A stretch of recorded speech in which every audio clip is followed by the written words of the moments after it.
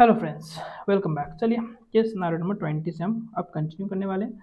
आपको ऑलरेडी पता है केस सिनारियो की ये यूट्यूब वीडियो सीरीज हम लगभग अंतिम में आ चुके हैं। केस सिनारियोज ऑलरेडी 1 से लेकर 19 तक के अपलोडेड है और हम जो है आपकी ये case scenario CA intermediate classes के लिए इम्पोर्टेंट है, जहाँ पे इनको जो है जीएसटी के लिए हम ये केस सिनारियो 30 मार्क्स के लिए पढ़ रहे हैं। चलिए जी, केस सिनारियो नंबर 20 से स्टार्ट करते हैं। आपको हमें हमारा स्टाइल पता ही है कैसे करके हम पढ़ते हैं। चलिए, M S Aditya and company, a partnership firm registered under GST is undertaking various government projects. Sir, ये क्या कर रही है? गवर्नमेंट प्रोजेक्ट्स ले रही है, तो कहीं ना कहीं हमें जो है यहाँ पे एग्जाम्शंस की बातें ध्यान रखनी पड़ेगी इस केस सिनारियोज को पढ़ते समय। ठीक है सर, चलिए आगे बढ़ते हैं।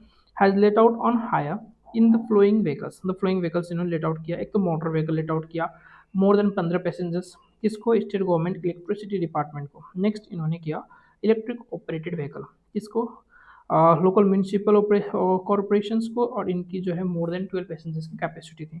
और एक किया इन्होंने electric operated vehicle to carry more than 12 passengers, up to 12 passengers. था ये 12 पैसेंजर्स तक ही है स्टेट ट्रांसपोर्ट अंडरटेकिंग के लिए।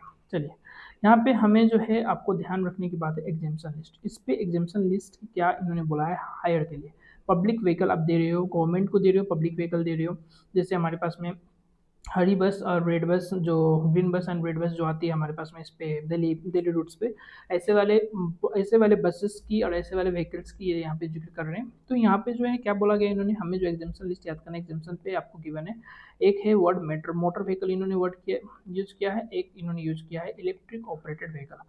तो इस पे क्या इन्होंने बोला है, देखो मोटर व्हीकल आपने किसको दिया है तो वो एग्जाम्शन की लिस्ट पे आएंगी। देखो मोर देन 12 पैसेंजर्स है दोनों के केस में, कि भाई ग्रेटर देन 12 पैसेंजर्स की कैरी आउट आपको करना है, तो इस पर कोई कन्फ्यूजन है नहीं आपको। ठीक है, अब मोटर व्हीकल इन्होंने बोला है कि आपने मोटर व्हीकल, कैसी मोटर व्हीकल? जो मोर देन 12 पैसेंजर्स कैरी करती है, सीटिंग कैपेसिटी है जिनकी। और ये आपने दिया है किसको? स्टेट ट्रांसपोर्ट अंडरटेकिंग को। स्टेट ट्रांसपोर्ट अंडरटेकिंग को यदि आपने मोटर व्हीकल दिया है जिसकी seating capacity greater than 12 passengers की है, तो उन केसेस में जो है आपको क्या होगा? एग्जाम्शन मिल जाएगा।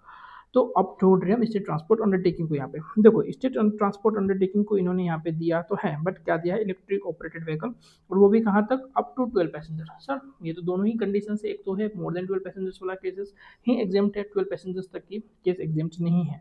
तो इट मीन्स टू से सर ये तो एग्जाम्प्ट नहीं रहा। ठीक है, नेक्स्ट आपके पास में आ गया इलेक्ट्रिक ऑपरेटेड व्हीकल के केस में। देखते हैं स्टेट ट्रांसपोर्ट अंडरटेकिंग के लिए और कुछ गिवन है इन्होंने? नहीं गिवन है। तो इलेक्ट्रिक ऑपरेटेड व्हीकल के लिए क्या एग्जाम्पशन हमारे पास गिवन है? Local authority. लोकल अथॉरिटी या लोकल म्यूनिसिपैलिटी को आप देते हो तो इन दैट केस जो है electric operated vehicle greater than 12 passengers वाले हैं तो एग्जाम्प्ट है। तो ये क्योंकि अप टू 12 पैसेंजर्स था, ये तो एग्जाम्पशन लिस्ट पे आया नहीं। मोर देन 12 पैसेंजर्स, मोर देन 15 पैसेंजर्स, तो इट मीन्स टू से ये दोनों कहीं ना कहीं एग्जाम्पशन लिस्ट पे आएंगे। अब हमें चेक करना है कि दिया किनको है। इनको यहाँ पे जो है ये है इलेक्ट्रिक ऑपरेटेड व्हीकल। सर ठीक है, एग्जाम्पशन की लिस्ट पे है इलेक्ट्रिक ऑपरेटेड व्हीकल। अब देखना ये कि लोकल ऑपरेटेड या किसको, तो लोकल म्यूनिसिपल कॉर्पोरेशन को दिया। सर ये तो एग्जाम्प्ट है, इसकी कन्फ्यूजन हमें नहीं रहा। अब चलते हैं फर्स्ट नंबर चेक करते हैं। A motor vehicle carry more than 15 passengers. Sir एक तो कंडीशन ठीक है, मोर देन 12 पैसेंजर्स है, तो इट मीन्स टू से 15 पैसेंजर्स तो ऑलमोस्ट कैरी करेंगे to the state government electricity department. Sir ये मेंशन नहीं किया गया है हमारा एग्जाम्पशन का लिस्ट पे। देखो पब्लिक व्हीकल के लिए नंबर 1 पे ये है, नंबर 2 पे ये है, नंबर 3 आपके जो एजुकेशनल इंस्टीट्यूशंस को ऑफिस स्टाफ्स लेके आने के लिए, ये इन पर्पजेज के लिए हैं, तो वो भी पब्लिक व्हीकल आपको जो है ऑन हायर दिए जाते हैं, तो उसको भी एग्जाम्पशन के लिस्ट पे कवर किया है। और एक है एग्जाम्पशन के लिस्ट पे, वो अभी जरूरत नहीं है हमें इस क्वेश्चन को सॉल्व करने के लिए। तो चलिए हमने देख लिया, ये आपके पास में टैक्सेबल हो जाएगा, ये भी टैक्सेबल हो जाएगा, ये सिर्फ और सिर्फ एग्जाम्प्ट हो जाएगा। ठीक है, ये टैक्सेबल क्यों होगा? क्योंकि स्टेट गवर्नमेंट इलेक्ट्रिसिटी डिपार्टमेंट को कहीं पे भी कवर नहीं किया गया एग्जाम्पशन वर्ड। एग्जाम्पशंस की जो लिस्ट है हमें उस पर स्टेट ट्रांसपोर्ट अंडरटेकिंग को कवर किया गया एंड लोकल अथॉरिटी या लोकल म्यूनिसिपल कॉर्पोरेशन को इन्होंने कवर किया। तो इस मीन्स टू से यहाँ पे पॉइंट नंबर 2 ही सिर्फ एग्जाम्प्ट और कोई एग्जाम्प्ट नहीं है। चलिए सर, ये तो हमें समझ में आ गया, आगे बढ़ते हैं। The firm issued invoices pertaining to two independent outward supplies where one invoice value was understated by rupees 75,000। Sir under stated है, इट मीन्स टू से क्या हमने डेटर को डेबिट कम किया हुआ है, हमें डेबिट अब और करने का है। इट मीन्स टू से हमें यहाँ पे तो डेबिट नोट इश्यू करना पड़ेगा, इसमें कोई कंफ्यूजन सी नहीं। अंडर वैल्यूड के लिए हमें डेबिट नोट इश्यू करना पड़ता है। In another invoice value was over stated by 45,000 रुपये। तो इनको करना क्या है? इनको ठीक करने के लिए यहाँ पे इनको क्रेडिट नोट इश्यू करना है। ये तो हमें पता चल गया, debit note and credit note इनको इश्यू करना है। क्वेश्चन क्या पूछते हैं देख लेंगे हम।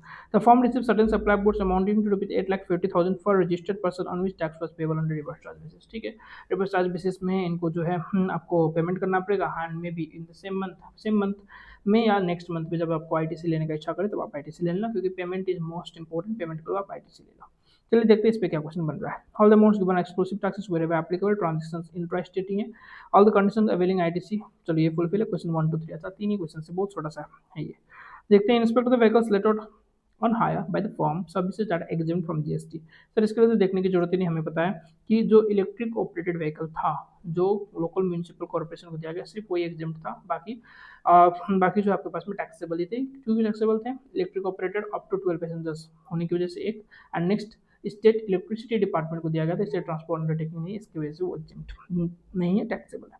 तो इस केस में क्या होगा, लेटिंग आउट मोटर व्हीकल स्टेट नहीं, आपके पास में लोकल म्यूनिसिपैलिटी इलेक्ट्रिक ऑपरेटेड ये ठीक था क्योंकि मोर देन 12 पैसेंजर्स ही थे इसमें। On hire electric operated vehicle to state transport undertaking को ना भैया ये आपके पास में टैक्सेबल हो जाएगा, क्योंकि मोटर व्हीकल यदि आपने दिया होता है स्टेट ट्रांसपोर्ट अंडरटेकिंग को मोर देन 12 पैसेंजर्स वाला तो वो टैक्सेबल, वो एग्जेम्पशंस के लिस्ट पे ये नहीं है। तो ठीक है, इसकी आंसर्स हमने देख लिया, 2 ही सिर्फ और सिर्फ इसकी आंसर होंगे, ये तो हमने कवर कर लिया। चलिए पॉइंट नंबर 2 पे चलते, क्वेश्चन नंबर 2 पे चलते हैं। Following is correct in respect to the document to be issued by the firm for the understatement or overstatement of invoice value। Sir हमें पता है अंडर वैल्यू है तो डेबिट नोट इश्यू करना है। डेबिट नोट इश्यू इशूड कितनी value के लिए, 75,000 के लिए। तो हम ऑलरेडी डिस्कस कर चुके हैं कि 75,000 के लिए आपको जो है डेबिट नोट इश्यू करना है। अब चला क्रेडिट नोट, क्रेडिट नोट जो है हमें इश्यू करना है 45,000 रुपये के लिए। तो क्रेडिट नोट 75,000 के लिए गलत है, डेबिट नोट 45,000 के लिए गलत है। तो इट मीन्स तो हमारे पास आंसर 1 एंड द 4 वाला आंसर सही होगा, that is point number C. आपके पास में जो आंसर यहाँ पे सही है। चलिए आगे बढ़ते हैं, क्वेश्चन नंबर 3 पे चलते हैं। With the following statement in respect to the supply of the goods amounting to rupees 8,40,000 issued the firm, जो कि टैक्सेबल रिवर्स चार्ज बेसिस पे थे। तो इस केस में क्या करना पड़ेगा, क्या है क्वेश्चंस क्या बना हुआ है, चलिए देख लेते हैं। पेमेंट वाउचर इन्होंने इश्यू करना है at the time of making payment to supplier, of course देखो सप्लायर। अब इस केस में क्या होता है, चलो ये इतना पॉइंट नंबर 1 पढ़ने के साथ हमें और भी बातें जो कंसेप्ट है इससे रिलेटेड वो समझ लेना चाहिए। तो in case of reverse charge mechanism क्या होगा, पहले तो हमें चेक करना है सप्लायर रजिस्टर्ड है या अनरजिस्टर्ड है। सप्लायर यदि रजिस्टर्ड है तो सप्लायर हमें इनवॉइस दे ही देगा, इनवॉइस पे लिखा होगा सब्जेक्ट टू रिवर्स चार्ज। हमें क्या करना होगा, सिर्फ और सिर्फ पेमेंट वाउचर इश्यू करना पड़ेगा जब हम पेमेंट करेंगे, एंड देन अपना जीएसटी के लिए जो करना है हमें जीएसटी R1 पे दिखा देना पड़ेगा। ये तो हो गया। अब बात ये रहा कि इनके सप्लायर अनरजिस्टर्ड है, तो इस केस में हमें 2 काम करने हैं। फर्स्ट है कि आपको जो है इस केस में फर्स्ट का हमें आपको सेल्फ इन्वॉइसिंग करना पड़ेगा। सेल्फ इन्वॉइसिंग करना पड़ेगा खुद को, ये बोलते हुए कि भैया ये रिवर्स चार्ज बेसिस पे है, और हमें एक इन्वॉइस बना के चलना पड़ेगा कि भैया हमने ये सप्लाई लिया और ये रिवर्स चार्ज के बेसिस पे है बोल के। नेक्स्ट आपको करना पड़ेगा क्या, payment voucher. Payment voucher issue करना पड़ेगा, जहाँ पे जो है पेमेंट वाउचर इश्यू करके चलना पड़ेगा जितनी भी आपने पेमेंट किया हुआ है। चलिए आगे देखते हैं। डिलीवरी चलान, देखो डिलीवरी चलान तो भाई साहब सप्लायर यदि रजिस्टर्ड है तो वो खुद ही करेगा, नहीं तो हम करेंगे। अब इस केस में इन्होंने क्वेश्चन तो बोला नहीं, क्वेश्चन में तो बोला ही नहीं है, और इन्होंने शायद गुड्स के लिए ही बोला था, supply of goods amounting to 8,40,000 by the firm which are taxable under reverse charge. चलिए देखते हैं आगे। फॉर्म चाल इश्यू रिसिप्ट वाउचर तो नहीं भैया, firm is not required to issue any document, ना भाई डॉक्यूमेंट इश्यू करना ही पड़ेगा। तो इट मीन्स से हमें जहाँ तक लग रहा है यहाँ पे पॉइंट नंबर 1 ही यहाँ पे सही है, 2 सही है नहीं है ये बताओ। Delivery challan for the supply of the goods, अब डिलीवरी चलान जो है सप्लाई ऑफ द गुड्स के लिए फॉर्म क्यों इश्यू करेगी, सप्लायर ने इश्यू किया ना, सप्लायर भेजेगा ना, सप्लायर जो है गुड्स भेज रहा है तो सप्लायर के एंड से ही डिलीवरी चलान बन के आएगा। सप्लायर रजिस्टर्ड हो या अनरजिस्टर्ड हो उस केसेस पे हमें देखना, उस केसेस को हमें जितना उतना देखने की जरूरत नहीं, बस सप्लायर जो है डिलीवरी चलान देगा, डिलीवरी चलान के साथ में गुड्स आपके पास में आ जाएंगे। तो ये पॉइंट हो गया आपके पास में यहाँ पे कवर। तो point number 1 is the answer यहाँ पे, क्वेश्चन नंबर 3 यहाँ पे कवर हो गया। चलिए इस हिसाब से आपके पास में जो है ठीक है, तो ये हो गया आपके पास, क्योंकि reverse charge basis, reverse charge में आपको जो है पेमेंट वाउचर एक इश्यू करके चलना पड़ता है। ये तो हो गया आपके पास में केस सिनेरियो नंबर 20। इसी का तरह हम बाकी के सिनेरियोज को भी कवर कर ही लेंगे। मिलते हैं नेक्स्ट वीडियो में, तब तक के लिए bye bye and take care.